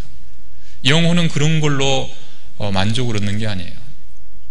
배가 고프면 밥을 먹어야 되죠. 목이 마르면 물을 마셔야 됩니다. 목마른 사람한테 찐계란 막 줘요. 되겠습니까? 만족이 안 돼요. 아, 이거 맛있다고 먹어보라고. 목마른 사람한테 이게 안 맞는 거죠. 영혼이 요구하는 건 따로 있는 거예요. 영혼은 뭘 요구하냐? 영혼은 이런 거 요구합니다. 영혼은요, 내가 어디서 와서 어디로 가는지 이런 거 알고 싶어요. 그런 걸 알고 싶어 하는 요구가 있어요. 그렇죠? 이 사람이 나이가 들수록요, 아무리 돈이 있고 뭐 가족들도 다 편안하고 뭐 다 좋아요. 그런데 나이가 들수록요, 어떤 생각이었냐면 내가 어디서 와서 어디로 가냐 이런 생각합니다. 죽음이라는 게 있잖아요. 점점 그 시간이 가까이 오지 않습니까? 자기의 근본에 대해서 또 내가 앞으로 어디로 가야 되는지 그런 거 알고 싶어하는, 그게 영혼의 요구입니다. 근데 이 세상에 어느 누가 그 영혼의 요구를 채워줄 수 있겠어요? 내가 어디서 와서 어디로 가는지 그걸 누가 알겠습니까? 이 세상이 어떻게 그걸 채워줄 수 있겠어요? 심령의 낙은 세상이 채워줄 수 있는 것이 아니라고 말씀했습니다. 내가 이것도 본즉 누구의 손에서 난다고요? 하나님의 손에서 나는 것이로다. 심령의 낙은 하나님의 손 안에 있는 거예요. 하나님만이 채워줄 수 있는 겁니다. 내가 어디서 와서 어디로 가는지 누가 알겠어요? 하나님밖에 모르죠. 하나님만 아십니다. 우리가 하나님의 말씀을 통해서 이 세상을 만든 하나님이 계시고 나도 그분으로부터 지으심을 받았고 내가 이 세상을 살다가 그 시간이 다 지나가고 나면 만드신 거 하나님께로 돌아간다. 이걸 깨달을 때 진정한 이 깨달음이 있고 우리의 만족이 있는 거예요. 야, 내가 하나님한테부터 왔구나. 내가 그리 가는구나. 우리 영혼이 쉼을 얻는 겁니다. 영혼은 그런 거 알고 싶어 합니다. 또 영혼이 요구하는 게 또 뭐가 있냐면요, 영혼의 활동 중에 하나가 양심입니다. 양심. 사람 속에 양심이 있죠. 사람은 죄를 지으면 괴로워요. 아무도 모르는 죄, 다른 사람들이 아무도 모르는, 나만 알고 있는 그런 죄가 있는데 그것 때문에 내가 괴로워요. 희한하죠. 누가 뭐라고 하는 것도 아닙니다. 건드는 것도 아니에요. 그런데 나 혼자 그것 때문에 너무 괴롭죠. 왜 그래요? 뭐가 있으니까요? 양심이 있으니까. 이 죄가 자기를 괴롭게 하죠. 그래서 이사야 59장 12절에 보면은 이런 말씀이 있습니다. 대저 우리의 허물이 주의 앞에 심히 많으며 우리의 죄가 우리를 쳐서 증가하오니. 우리 죄가 우리를 친대요. 뭘 쳐요? 양심을 치는 거예요. 양심을 찌르는 거예요. 이 사람이 죄를 지으면 그 죄가 우리의 양심을 찌릅니다. 마음에 박혀있죠. 그래서 누가 뭐라고 하는 것도 아닌데 그것 때문에 늘 괴로워요. 누구랑 어디 가서 밥을 먹다가도요, 그 생각만 하면 밥맛이 뚝 떨어져 버려요. 어디 좋은데 여행을 갔습니다. 야, 멋있다 사람들 다 좋아하는데 그 생각 딱 하니까 그 다음부터 좋지가 않아요. 어떨 때는 잠을 자다가도 벌떡벌떡 깹니다. 식은땀을 흘립니다. 그 생각만 하면. 주로 이제 죄와 관련된 기억들이죠. 10년 전에, 20년 전에, 30년 전에 그때 그 시간을 생각하면요, 괴로운 거예요. 주변에서는 그럽니다. 아니, 자기는 돈도 많고 건강하고 남편도 저렇게 성실하고 애들도 다 착실하고 착하고 다 잘 됐는데 뭐가 그렇게 근심이 그렇게 얼굴에 가득 차 있냐고. 다 좋은데 항상 수심이 차 있는 그런 분들 가끔 있거든요. 보면은 뭐 하나 부러울 것이 없어 보이는데 그런 분일수록 뭐가 있는 거예요? 남한테 말할 수 없는 비밀이 있는 거예요. 비밀이. 자기 친한 친구나 심지어 자기 가족들한테도 말할 수 없는 뭔가 양심에 찔려 있는 그 죄가 있는 겁니다. 그 비밀이 있는 거예요. 그것이 있으면 뭐 금은 보화를 갖다 준다 한들, 뭘 갖다 준다 한들요, 행복하지가 않아요. 그렇지 않습니까? 그게 실제 사실이잖아요. 이 죄가 주는 괴로움이 있는 겁니다. 거기서부터 벗어나지 못하면 사람은 절대 행복해지지가 않아요. 우리 양심은 그걸 벗어버리고 싶은 거예요. 우리 영혼은 그걸 원합니다. 근데 누가 그걸 벗겨줄 수 있겠어요? 어디 가서 그걸 벗을 수 있겠습니까? 내가 이것도 누구 손에서 난다고요? 하나님의 손에서. 하나님을 만나야 해결됩니다. 하나님 앞에 가서 그 세상을 만드신 그 창조주이시고 우리 죄를 심판하실 그 하나님 앞에서 내 죄짐을 내려놓고 그 죄에 대한 용서를 받을 때 진정으로 우리가 자유함을 얻는 거예요. 진리를 알지니 진리가 너희를 자유하게 하리라 했죠. 자, 어떤 사람은 그럽니다. 아니, 내가 죄는 어떤 사람한테 지었는데 무슨 하나님 앞에 가서 하나님한테 용서를 받아야 그게 해결된다고 이야기하냐. 그 사람을 만나서 그 사람하고 해결을 해야지 어떻게 하나님이 그걸 용서해 준다고 그게 해결이 되냐고. 이게 좀 이해를 못 하시는 이제 그런 경우가 있을 수 있습니다. 언뜻 생각하면 그렇죠? 내가 A라는 사람하고 죄를 지었는데 왜 하나님한테 그걸 용서받냐? 이 사람한테 용서를 빌고 이 사람한테 용서를 뭐 해결을 하든지 이렇게 해야지. 하나님이 해결해 주시는 게, 용서해 주시는 게 무슨 해결책이냐? 근데 왜 그러냐면요, 이런 이치와 같습니다. 제가 강아지를 한 마리 키운다고 가정해 보시죠. 요즘 강아지 많이 키우죠. 좀 생각해 봐야 됩니다. 여러분 수요 말씀 들으셨죠? 강아지 이렇게 키우는데 이제 내가 강아지를 데리고 산책을 갔습니다.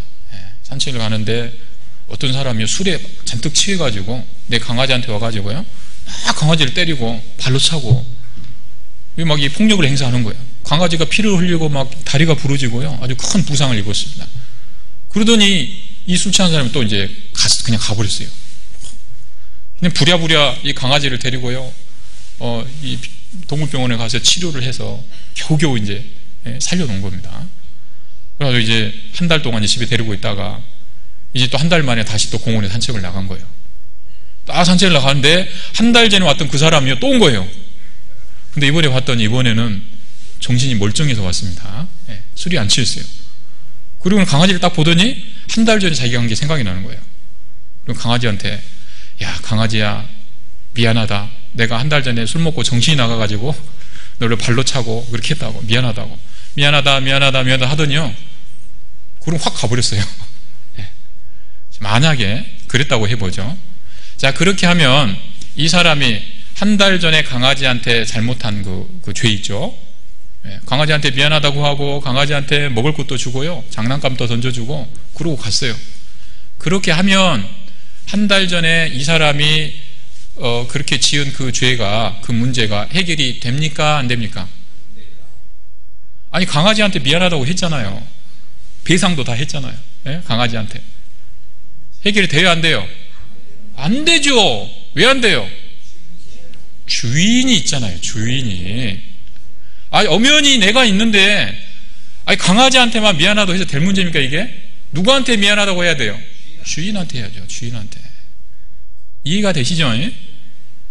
여러분, 이 세상의 사람들이 그냥 다 저절로 생겼으면요, 그 사람하고 해결하면 돼요. 그런데 이 세상은 저절로 생긴 게 아니죠. 우리도 지금 저절로 살고 있는 게 아닙니다. 누가 계셔요? 하나님이 계시잖아요. 창조주가 있습니다. 그분이 누굽니까? 만물의 주인이잖아요. 그러니까 성경에 이런 말씀이 있습니다. 가난한 자를 조롱하는 자는 이를 지으신 주를 멸시하는 자요. 잠언 17장 5절 말씀인데요. 가난한 자를 조롱하는 자. 내가 돈 없는 이 가난한 사람한테 이 돈도 없는 사람 하면서요, 막 무시했어요. 죄를 지었죠. 그 사람한테 죄 지었죠. 근데 누구를 멸시하는 거라고요? 이를 지으신 주. 누굽니까? 하나님이잖아요. 아니, 내가 가난한 사람 무시했는데 왜 하나님을 멸시했다고 하냐? 그 가난한 사람도 누가 지었어요? 하나님. 하나님이 그렇게 사랑하시고, 그 사람도 하나님이 지으셨잖아요. 그러니까 그 사람한테 죄 짓는 거는요, 하나님한테 죄 짓는 거예요. 그러니까 이 문제를 누구 앞에서 해결을 받아야 되는 거예요? 하나님한테. 그러니까 하나님한테 잘못했다고 해야 된다고 하는 거라니까요. 이해가 되시죠? 여러분, 인간이 지은 모든 죄는 하나님 앞에 가 있는 겁니다. 그 하나님 앞에서 용서받지 못하면 근본적으로 해결이 안 돼요. 물론 도의적으로 그 사람한테 사죄를 구하고 배상도 하고 다 해야 될 겁니다. 근데 그것만 가지고 해결이 안 되는 거예요. 창조주 하나님 앞에서. 그리고 그 하나님 앞에서 해결이 되면 이게 해결이 되는 겁니다. 영혼은 죄가 주는 괴로움에서부터 벗어나고 싶은 그 요구가 있어요. 하나님을 만날 때 그것이 해결됩니다. 자, 그리고 이 영혼이 요구하는 아주 근본적인 요구. 이 영혼은요, 영원히 살고 싶은 마음이 있죠. 이게 영혼의 요구입니다. 사람은 누구든지 죽기 싫어하잖아요. 영원을 사모하는 마음. 거기 전도서 3장 11절 보시죠. 3장 11절. 하나님이 모든 것을 지으시되 때를 따라 아름답게 하셨고 또 사람에게 영원을 사모하는 마음을 주셨느니라. 영원을 사모하는 마음을 주셨다. 사람은 죽기를 싫어합니다. 죽음은 누구든지 싫어하죠. 한 사형수가 있었답니다. 이 사형수한테 사형 선고가 내려졌어요. 죄를 지어서 사형 선고가 내려진 겁니다. 근데 그 교도관이 있었는데 이 교도관이 그만 보니까 이 사형수 나쁜 죄를 지어서 죽게 된 것은 뭐 어쩔 수가 없는데 인간적으로 좀 이 사람이 죽게 되면 불쌍한 거예요. 딸린 가족도 있고 부모님도 있고 자식도 있고 그래서 좀 도와주고 싶은 인간적인 마음이 들었습니다. 근데 죄 짓고 죽게 된 것을 어떻게 할 수가 없잖아요, 교도관이. 그래도 어떻게 도와줄 수 있는 방법이 없을까 생각해 봤더니 죽는 방법은 이 사람이 어떻게 좀 해볼 수가 있는 거예요. 여러 가지 이제 사형의 집행 방법이 있는데 그 중에 그래도 이 사람이 가장 자기가 편안하게 생각하는 방법으로 죽을 수 있게 해줘야겠다. 그건 이제 자기 뭔가 재량권이 있는 겁니다. 그래서 그걸 이제 도와줘야겠다 생각하고 가서 물어봤답니다. 당신이 이렇게 죽게 돼서 참 안타까운데 내가 좀 도와주고 싶다. 뭐 죽게 된 것은 어떻게 할 수가 없는데 여러 가지 사형 집행 방법이 있는데 뭐 약 먹고 죽는 방법도 있고 교수형도 있고 총살형도 여러 가지 방법이 있는데 어떤 방법으로 죽으면 좋겠냐 이렇게 물어본 거예요. 그랬더니 사형수가 뭐라고 했는지 아십니까? 늙어 죽고 싶은데요. 그랬답니다. 죽고 싶어요? 안 죽고 싶어요? 안 죽고 싶은 거죠. 영원히 살고 싶은 사람의 마음. 사람은 누구나 죽음을 싫어하는 거예요.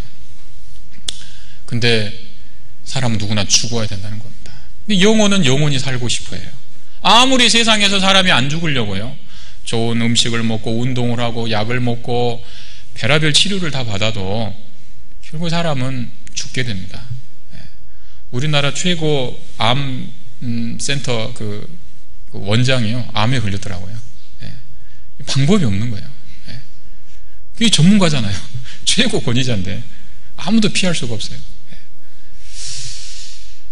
이 죽음은 사람에게 정해진 참 운명이죠, 운명. 한 번 죽는 것은 사람에게 정하신 것이요. 자, 이렇게 평생 우리가 살아온 시간들을 되돌아보면요, 기쁘고 즐겁고 뭐 좋았던 기억 뭐 있지만은 별로 없죠. 대부분 슬프고 고생하고 그렇게 살아왔습니다. 근데 이렇게 고생하고 살다가 결국 쓸쓸하게 이렇게 병들어서 늙고 이렇게 죽어야 된다면 참 인생같이 허무한 것이 어디가 있겠습니까? 여기도 이제 어르신들 많이 계신데요. 지나온 세월 보면 훌쩍 지나가 버렸죠. 금방 지나버렸습니다. 어느새 내가 이렇게 노인이 돼서. 또 여기 우리 젊은 자매님들도 마찬가지예요. 이 어머니의 자매님들도요. 우리 오산교회 성도님들 아침에 교회 나오실 때 다 거울 보고 나오셨죠? 거울 보실 때마다 어떤 생각이 드세요? 기분이 좋으세요? 짜증이 나세요? 거울 볼 때마다 어떻게 이렇게 예쁘게 생겼지? 피부도 탱탱하고 이런 생각 드십니까? 마음에 안 들죠? 없던 게 막 생겨요, 그죠? 까뭇까뭇 생기고 피부도 이상해지고 쭈글쭈글해지고 막 탄력도 떨어지고 머리카락도 희끗희끗해지고. 저도 가끔 이렇게 거울을 보면요 되게 낯설 때가 있습니다. 저는 91년도에 구원 받았는데 청년 때죠. 근데 이 정신 연령 같은 거는요 그때나 지금이나 그냥 마음은 똑같은 것 같아요, 진짜. 사람이. 그게 안 변한다고 그러는, 죄송합니다. 어르신들 계신데. 한 25년 정도 지났는데요. 그때 제가 구원받을 때 형제 자매들의 어떤 그 모습, 분위기, 그때 내 마음, 이런 것들이 다 생각납니다. 예. 그리고 바로 엊그제 같고, 그때나 지금이나 또 똑같은 것 같아요. 마음 비슷합니다. 그런데 되게 낯선 사람이 거울 안에 딱 있는 거예요. 예. 시간이 훌쩍 지나간 겁니다. 야, 참 빠르긴 빠르다, 세월이. 저 같은 사람은 벌써 이런 생각이 드는데, 어르신들은 어떠시겠어요? 예. 자, 이대로 진짜 세상의 끝이라면, 인생의 끝이라면 이렇게 슬프고 허무한 것이 없는 겁니다. 근데 여러분, 절대 사람이 죽음으로 끝이 아니죠. 죽음 이후에 뭐가 있습니까? 심판이고, 심판 후에 영원한 세계, 하나님의 나라가 있습니다. 죽음이 끝이 아니에요. 천국이 있습니다. 부활이 있습니다. 지금은 사람이 이 세상 사는 동안에는 점점 쇠폐해져서 늙고 병들고 죽는 과정에 있지만은, 그러나 우리가 죽음을 건너가면 하나님 앞에 대해서 구원받은 사람은 새롭게 됩니다. 이 몸으로 가는 게 아니죠. 예수님이 부활하셨을 때와 같은 영광스러운 모습으로 변해서 나중에 하늘나라에 가서 하나님처럼 돼가지고 영원히 사는 거예요. 예수님이 십자가에 달려 돌아가실 때에는 아주 비참한 모습으로 돌아가셨죠. 그러나 부활하신 주님의 모습은 십자가에서 죽으실 때 비참한 모습이 아닙니다. 예수님이 부활하셔가지고 제자들 앞에 나타나셨을 때 제자들이 처음에 못 알아봤잖아요. 십자가에서 죽으실 때 그 비참한 모습이 아닌 거예요. 너무 영광스러운 모습으로 바뀌어가지고, 성경 표현 그대로 빌리자면 빨래하는 자가 그렇게 희귀할 수 없을 만큼 밝고 빛난 모습으로 변화되셔서 제자들 앞에 나타나셨습니다. 도마 같은 사람은 믿지를 못했죠. 내가 직접 손에 못자국을 만져보고 옆구리에 손을 넣어보기 전에 내가 못 믿는다고. 도마 앞에서 나타나셨잖아요. 이 사실인 겁니다.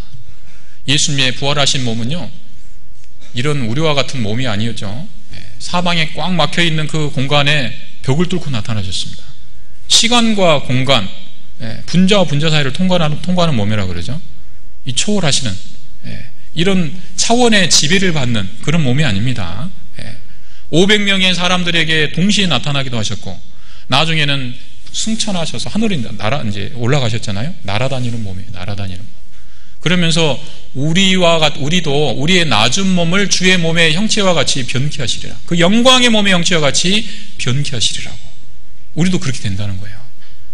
예수님처럼 됩니다. 시간과 공간을 초월해서 우리가 다니고 하늘을 날아다니는, 그리고 죽지 않는 그런 몸으로 바뀐다는 겁니다. 부활이 있다는 거예요. 안 믿기시죠? 근데 이게 사실이 아니에요? 사실이라니까요. 예수님이 부활하셨어요. 자, 이거 우리가 잘 못 믿으니까요, 성경에 여러 가지 방법으로 부활이 진짜라는 걸 보여주셨잖아요. 예수님이 부활을 직접 하셨고, 우리 눈앞에서, 제자들 앞에서 부활해서 나타나셨고요, 또 여러 가지 비유의 말씀을 하셨습니다. 자, 여기 예쁜 꽃이 있습니다. 이게 좋아할까요? 생활까요? 요즘 보면은 재환이 진짜 좋아하는지 모르겠어요. 근데 이 꽃이 예쁘죠? 근데 꽃은 예쁜데 꽃씨는 예쁩니까? 안 예쁩니까? 네. 꽃씨를 보고 뭐 예쁘다 그런 사람은 없잖아요. 근데 그 씨를 심으면 이 예쁜 꽃이 나오지 않습니까? 이게 믿어지십니까?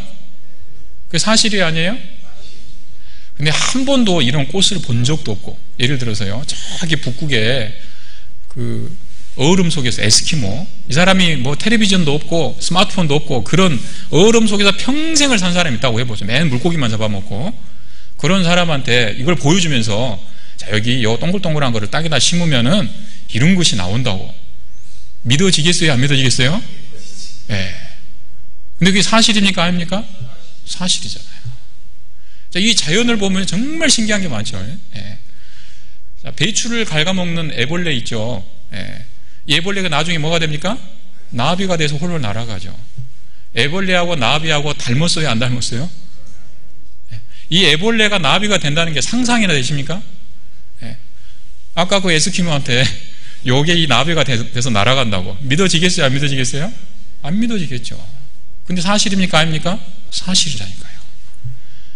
이게 사실이면요, 애벌레를 나비로 하나님이 만드시고 씨앗을 통해서 이 꽃을 피우는 게 이게 사실이면 우리 같은 몸을 예수님처럼 그 영광스러운 몸으로 부활의 몸으로 바꾸는 것은 이건 일도 아닌 거예요. 하나님한테. 안 그렇습니까? 하나님은 분명히 그거 하실 수 있는 거예요. 이게 사실입니다. 자, 우리에게 이 소망을 가져야 됩니다. 우리가 이 소망을 가져야 돼요. 그래서 이거 생각하면 참 기분이 좋아요. 예. 지금은 이렇게 쇠피하지만 이거는 지금 뭐냐면 씨앗이고 지금 애벌레예요. 애벌레가 쭈글쭈글 하잖아요. 예, 씨앗이 별로 볼품이 없지 않습니까? 이것 때문에 너무 낭망하지 마십시오. 나중에 꽃처럼 됩니다. 예, 나비처럼 돼서 날아가요. 그럼 정말 그때 놀라울 거예요. 여기 이제 은장의 어르신들도 많이 계신데 어떤 분은 나 젊었을 때 구원 받았으면 더 좋았을 텐데 이런 생각하시죠. 예, 지금은 너무 초라해 보이고 막 그런 것 때문에 이제 불만인 분들도 계신데 너무 낙심하지 마세요. 나중에 하늘나라 가면요 기가 막히게 바뀝니다. 예. 그때 가면요 예를 들면 은장에서 딱 구원받으면 누구누구 자매님 그러면 항상 그 모습이 생각나죠. 예. 할머니 모습, 또 은장의 어르신 누구 그러면 꼭 그 모습이 생각나잖아요. 머리 하얗고. 근데 천국에 딱 가면요 그 모습이에요? 그 모습이 아니라니까요.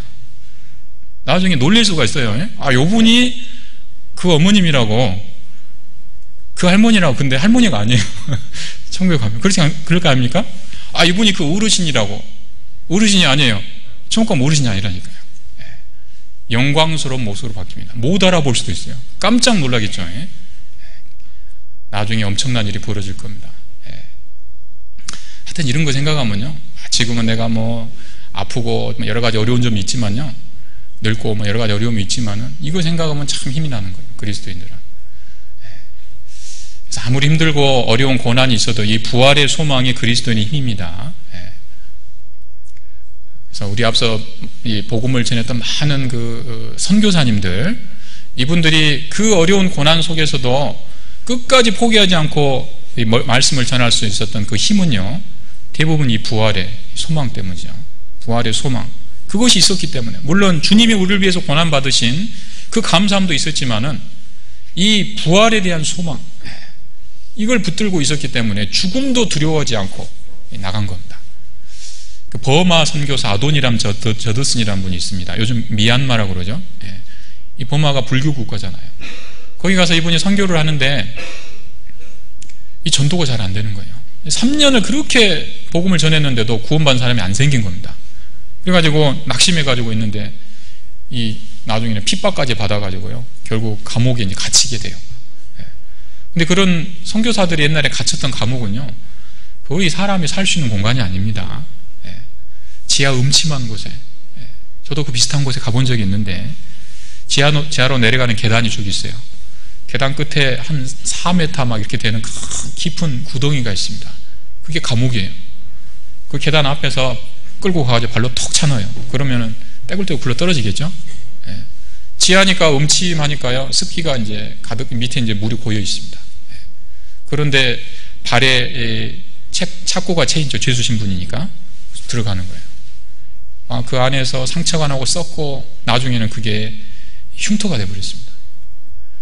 여러분, 요즘 감옥은 가면은요, 밥도 삼시세끼 밥 넣어줍니다. 또 뭐 심심할까봐 책도 넣어주고요, 운동도 시켜주고, 아프면 치료도 해줍니다. 요즘은 호텔이 호텔. 죄 지은 사람도 그렇게 잘해주는 건 몰라요. 옛날 감옥은요, 그런 것이 어디가 있어요. 인권이 어디가 있습니까? 밥을 제대로 주기를 하겠어요? 아프면 치료를 하겠어요? 옛날에는 그러니까 감옥에 들어가는 거의 죽는 거예요. 죽는 거. 사형을 안 시켜도 그 안에서 몇 년 넣어놔버리면 사람 다 죽게 돼 있습니다. 그런 데 들어간 거예요. 근데요, 이 하나님이 그 안에서 기적적으로 이 선교사를 지켜준 겁니다. 3년을 살았어요, 거기서. 그리고는 나중에 석방이 됐습니다.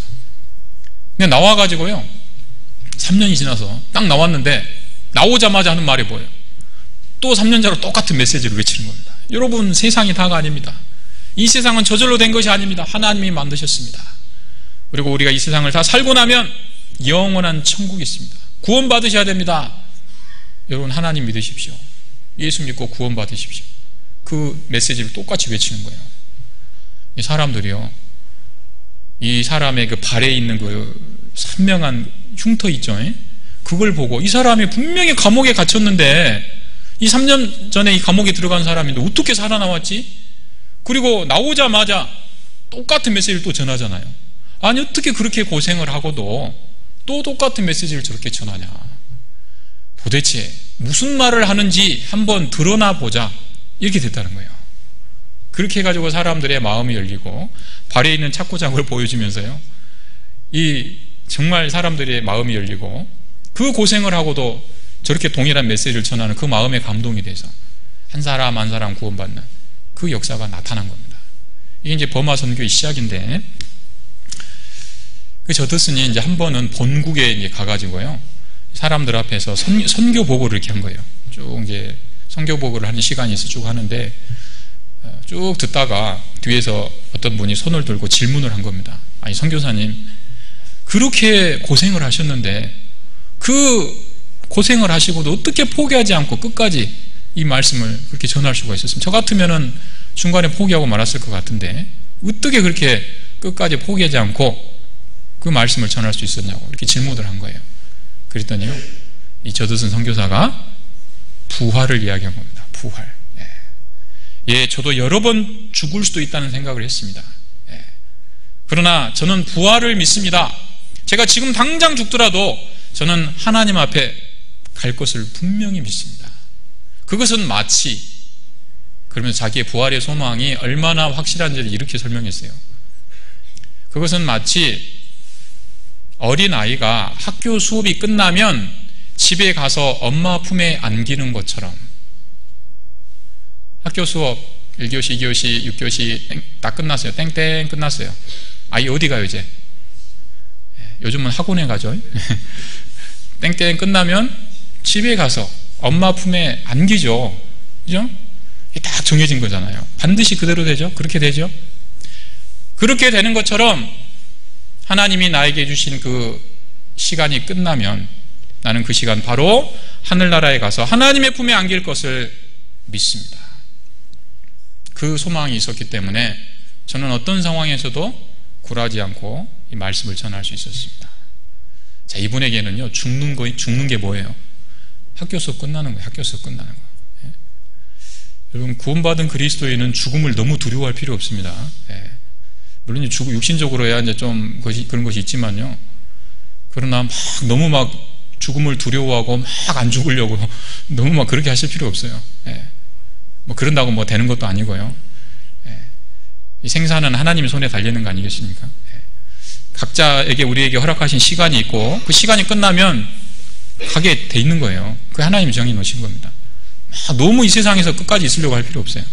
예. 그냥 시간 되면 가는 거고 허락하시는 대로 살면 되는 겁니다. 예. 왜요? 너무 매정하다고 생각하시는 모르는데, 예. 왜 그렇습니까? 부활이 있으니까요. 부활이. 예. 부활이 있으니까요. 주님 앞에 가서 영원히 사는 일이 있습니다. 예. 부활이 없다면, 그러니까 구원 못 받은 사람들은 사람 죽으면 그야말로 초상집이잖아요. 근데 구원받은 사람이 돌아가신 곳은요, 분위기가 다르지 않습니까? 물론 초상집 가서 막 웃고 그럴 수는 없지만은, 그러나 진짜 구원받고 돌아가셨다는 확신이 들면요, 진정으로 그 유족을 위로할 수 있잖아요. 예. 진짜 이제 편안하게 쉬실 거다. 좋은 데 가셨다고. 그렇게 할 수 있지 않습니까? 예. 진정으로 위로할 수 있어요. 예.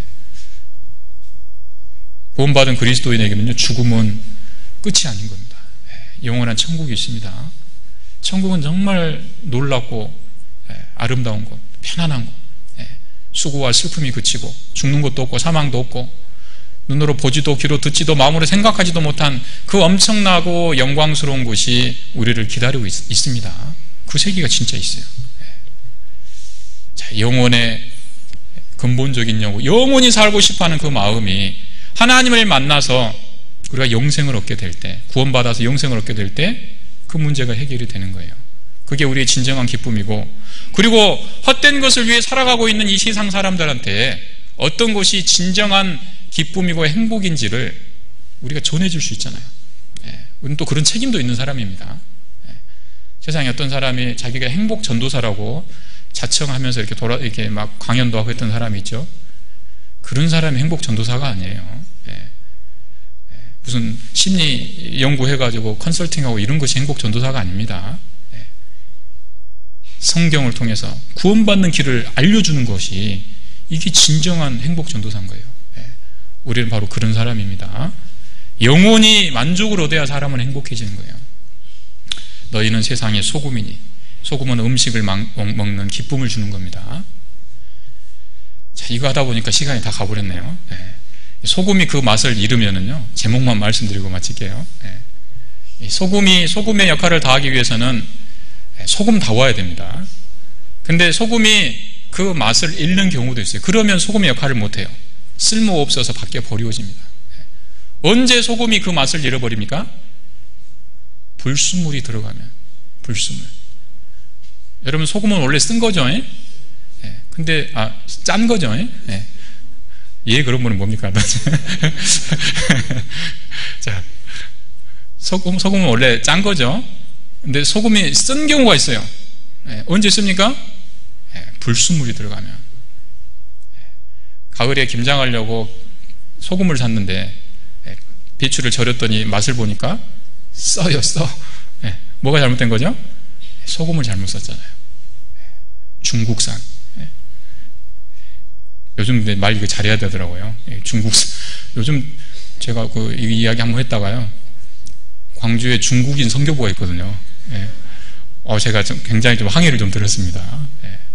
그래서 차이나는 차이 난다고 했다가 여러분, 요즘에 중국 제품 아주 좋습니다. 아주 좋아요. 대부분 좋습니다. 근데 간혹 이제 그런 게 좀 있죠, 아직도. 자, 아무튼 이 소금에 불순물이 들어가면 맛이 바뀌는 거예요.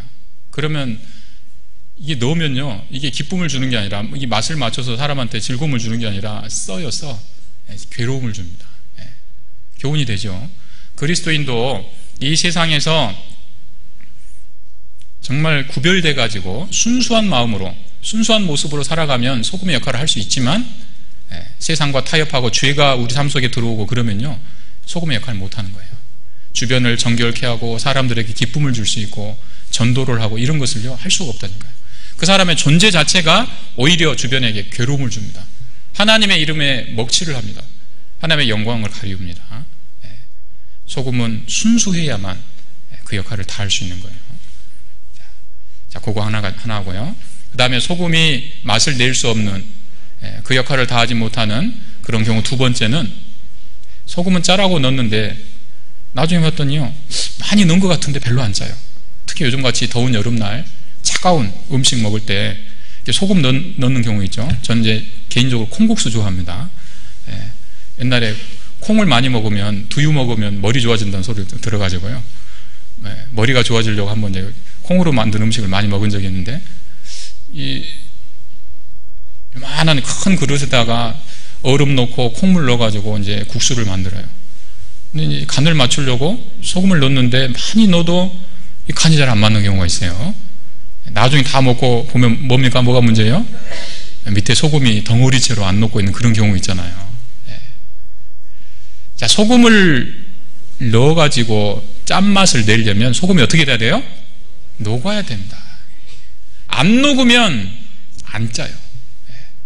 교훈이 되죠, 이것도. 자, 그리스도인이 세상에서 소금의 역할을 다하려면 녹아야 됩니다. 양초가 주변을 밝히려면 양초도 녹아야 돼요. 그죠? 한 알의 밀이 땅에 떨어져 죽지 않으면 그대로 있는 겁니다. 죽으면 많은 열매를 맺습니다. 열매를 맺기 위한 관건은 희생입니다. 죽어야 돼요. 그러니까 개인적으로나 또 교회적으로나 열매를 맺으려면 희생이 있어야 돼요. 나에게 열매가 없다. 희생을 돌아봐야 됩니다. 교회적으로 뭔가 전도가 더디다. 희생을 돌아봐야겠죠. 열매를 맺기 위한 관건이 희생. 소금은 녹아야 짠맛을 내는 거예요. 여러분, 희생을 주저하지 마세요. 희생하면 내가 뭐 잘못되지 않겠냐, 뭐 이런 생각 때문에요, 주저하시는 분 있는데, 여러분, 사람이 희생하면 잘못될까요? 안 될까요? 주님을 위해서 살면, 희생하면 그 이후의 삶이 잘못될까요? 안 될까요? 잘못될까요? 안 될까요? 여기 있는 분들만 안 되는. 자, 희생해도 잘못 안 됩니다. 성경에서 그걸 우리에게 가르치고 있지 않습니까? 사르밧 과부 이야기, 뭐 어떤 희생하고 수고한 사람이 한둘이 아니죠. 그 이후의 삶이요, 절대 잘못되지 않았습니다. 하나님이 지켜주십니다. 믿음으로 우리가 그래야 돼요. 하나님 절대 우리를 잘못되게 안 하십니다. 자, 그리고 이 희생을 또 우리가 주저할 때요, 어떤 생각 때문에 또 주저하냐면, 이 생각이 좀 잘못되는 경우가 있어요. 희생이란 말 자체가 사실 합당치가 않습니다. 희생은 뭐냐면 자기 걸 가지고 남에게 베푸는 게 희생이죠. 근데 우리가 뭔가 주님을 위해서 희생한다고 할 때 우리 거가 어디가 있어요? 우리 거가 있습니까?